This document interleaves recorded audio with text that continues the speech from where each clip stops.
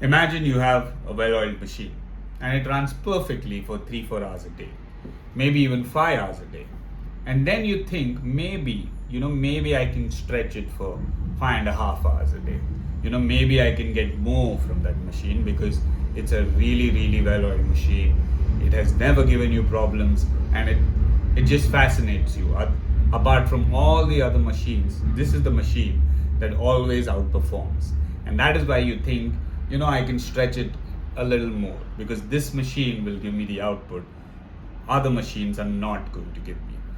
And suddenly, after running it for 5.5 hours a day, you start to witness some problems. Those are not major problems, but you will still see it not performing the way it was when it was running 4 hours a day, or maybe 3.5 hours a day. 4 hours a day was optimal for the machine to run at 100% and to give an output that is so unbelievable that you will say, okay, this is the machine I'm going to bet on for everything. This is the machine that is never going to fail. This is the machine that is going to keep on going. That's exactly the metaphor I'll use for Merab Dvalishvili. Merab is a machine, there is no doubt about it. But he has stretched himself so much that this was bound to happen. And whether it happened only because of him fighting 4 times a year, or whether it happened because Peter Yan is more skilled than him, that's a different topic. But yes, Peter Yan definitely is better overall. But it was Merab's cardio, Merab's pressure, Merab's wrestling that actually Merab's cardio and pressure that trickled into his wrestling being so effective that the others couldn't keep up with him. Umar was probably better skilled than Merab, but he couldn't keep up with Merab in his fight. After 2 rounds, he dropped his pace, but Merab did. And because Merab didn't, it wasn't a close match. It wasn't an even match. Merab did, surpass him in the cardio, in the pressure, eventually in his wrestling as well. Now in this match, you can see not a stark difference, but a difference between Merab to what he was against Umar Nurmagomedov to Merab what he was against Peter Yan. After the 3rd round, Merab was appearing quite, low on energy. Not exactly low, but Merab low energy.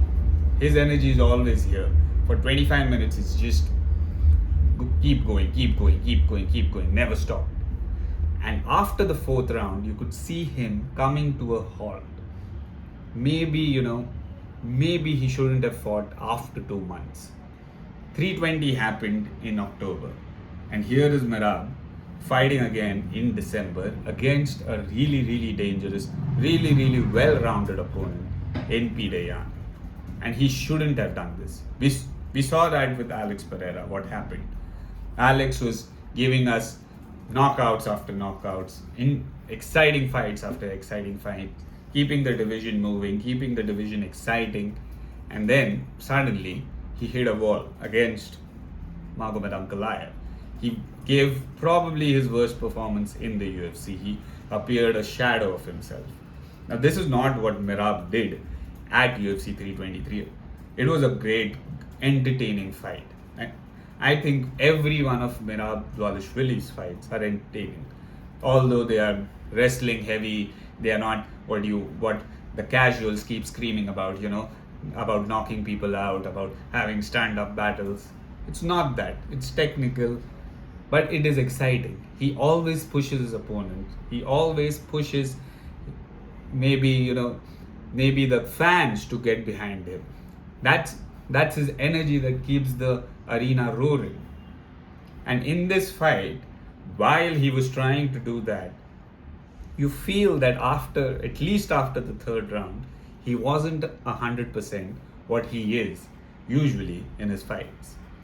And that's got to do with him cutting weight 4 times in a calendar year. 4 times, that's crazy.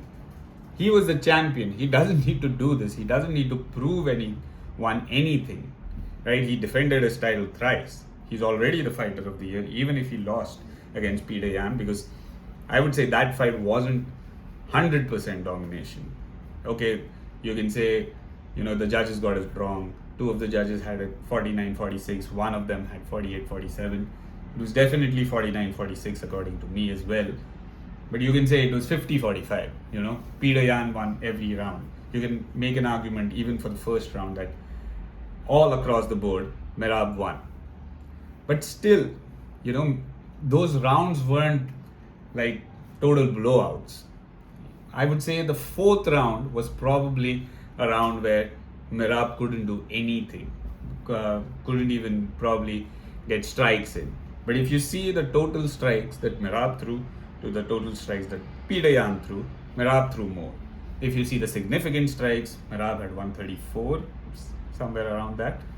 Yan had 139, only 5 more than Merab. Yes, you can see the damage on Merab's face, and you can say, yes, Peter Yan did smash him. But I don't believe that. I believe it was close. It wasn't very close, but it was a close contest. It was a well-fought contest between two greats of the bantamweight division. And Peter Yan it was a superhuman effort from Peter Yan to defeat Merab. Because if Peter Yan performed the same way that he did in their first fight, or probably against maybe Sean O'Malley, or the other fights that he lost against Aljamain Sterling, the fight that he lost, he wouldn't have been able to defeat Merab. His takedown defense was through the roof. His stand-up was so clinical. And those body shots, those thudding, even the shots to his head, the head kick that Merab survived. Merab has a great chin. Merab has probably the best chin in UFC right now. And while he was on shaky legs with those shots, it did not knock him down or, wobble his legs. He was always in control. He was giving him a reaction. It got a reaction from Merab, but it did not knock him down. It did not, phase him out. It did not wobble his legs.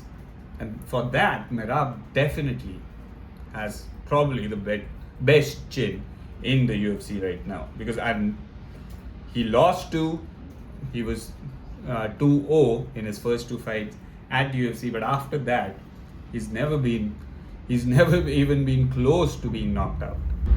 And that's testament to his chin. So yes, you can say that Peter Yan was skillfully better on the night, but Merab shouldn't fight 4 times a year. And in the rematch, he should be asking for a rematch immediately. He shouldn't be saying that, okay, I'll turn around in March, I'll fight Peter Yan again. No. You need to rest. We saw what a well-rested, going through a full training camp Alex Pereira can do against Magomed Ankalaev.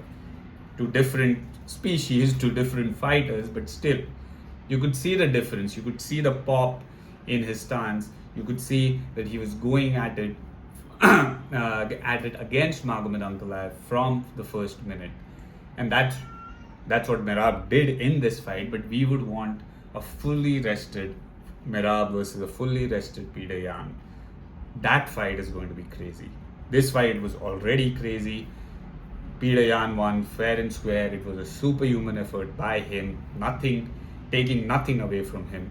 But I want Merab to be fully rested, at his 110% that he always gives. And then we have ourselves a match.